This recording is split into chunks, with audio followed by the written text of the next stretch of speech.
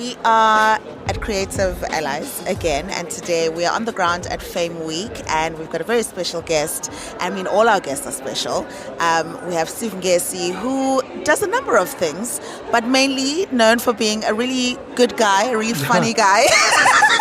So there are a lot of women out there who would disagree.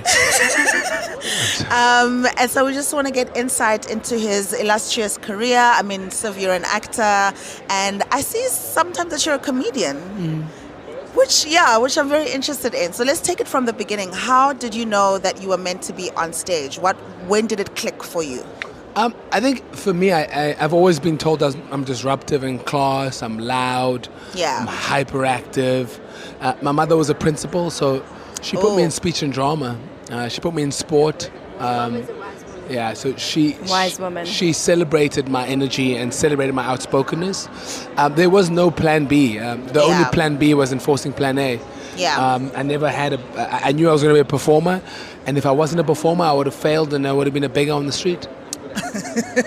I hear that. All right. And very dramatic. There's no options. Are you the drama? No. So obviously getting into the creative industry is not as easy, and especially signing that contracts again. What have been some of the challenges that you faced in your early career entering, like things you wish you had known before you got into the industry? So this is going to sound like a terrible example, but the most important word is no. I think when you start in this industry, you want to say yes because you want to get experience. But sometimes I think being able to say no is a privilege. I said to this one, I was doing shooting Woman King, and I was in the car with this young 21-year-old. And I said to her, saying no is so important. She never understood it. So I thought, okay, let me give her an example that she would understand. And this is going to sound like a vulgar example. I said to her, you will say more no's than yeses to men trying to come inside of you, to try and get inside of you. Men trying to have sex with you. She's 21, so obviously and I said to her, so when you do say no, and then eventually when you say yes, the yes will mean more. And I remember her being so confused by what I was saying, and I said to her, I promise you, in your life, there'll be men continuously trying to sleep with you, and you'll say many more no's then you say yes. So when you say yes, it means something. So us as actors and entertainers, a lot of the times we're trying to get experience, we're trying to get better. You end up catching yourself saying yes. So when you do say no, people are shocked by that no. And then when you do say no, you're not actually prepared for what comes after the no, because usually people try to convince you. And if you're not used to saying no, you don't know how to be able to go, actually, no, I said no. And no is a full sentence. It's a paragraph. It's a book. It's a trilogy of books. It's the Bible of this industry. So, and then I spoke to her a year and a half later, and she said to me, you know what, Siv? When you said that analogy, I didn't understand it. But now, a year and a half later, I do get it.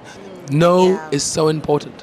It took me 10 years to get that, and I had to say no. They were going to plaster my face at a certain bank, and when they mentioned the amount, I felt like something was off, but I didn't have the information on how much it's supposed to be. And so I was lucky to have insight to be like, I think you're shortchanging me here, and then they increased it. So I like what she's saying, because they're going to try and convince you when you have said no. So if you don't know how to say no, so I have a best female friend.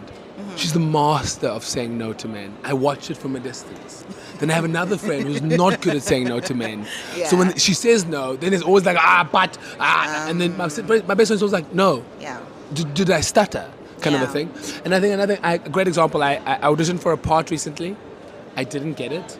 They went for an older guy. A lot of times when you don't get a part, it's got nothing to do with you, really. And then eventually, they offered me a smaller part. I said, no, thank you. And then they offered me a much bigger part. If I had said yes in the beginning, you'd have shortchanged yourself. I would have shortchanged myself. No is the one. That is something we don't hear a lot, is saying no, because also not all money is good money. And I think we've touched on that with, I think, Sylvester's episode. Not all money is good money. All right. I know you're a busy man.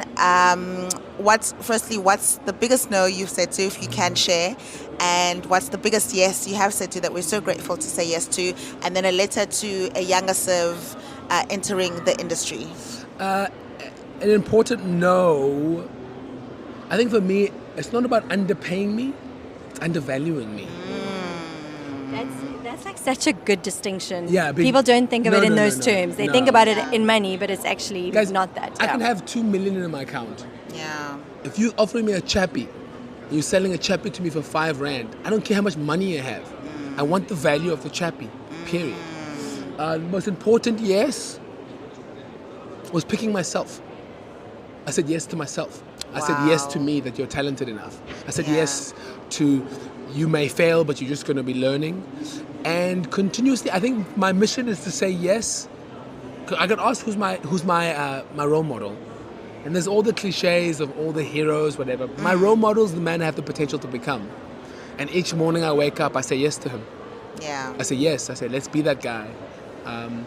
Because I think it's easier to be a bad person. I think it's definitely easier to be a bad version of I would yourself. feel too guilty.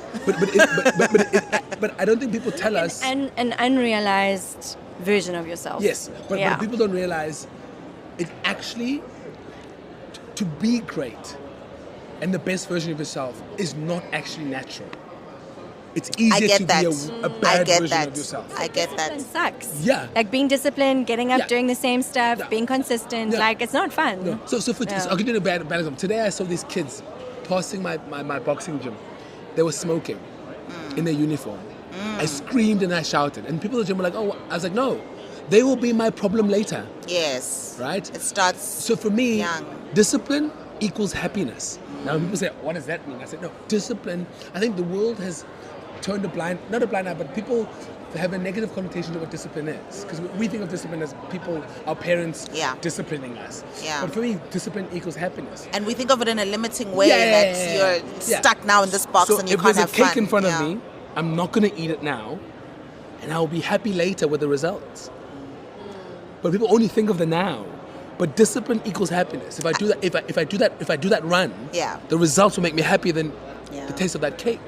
I hate that you used cake because I love cake, but I know it's not about the cake. Yeah, but discipline equals happiness. Yeah.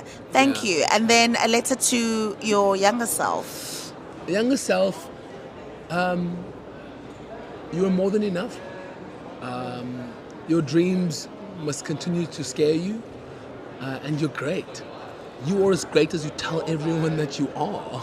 Snap, snap. If they don't listen to you, it's a conversation between you. Yeah. Anyone who ever doubted me, you are playing. Look at me now. You are playing. Siv, thank you. You're such. But I just want to say one thing. Yes. So I'm not religious, but I say my definition of hell is one day when I'm about to die, meeting the man I could have become. Oof.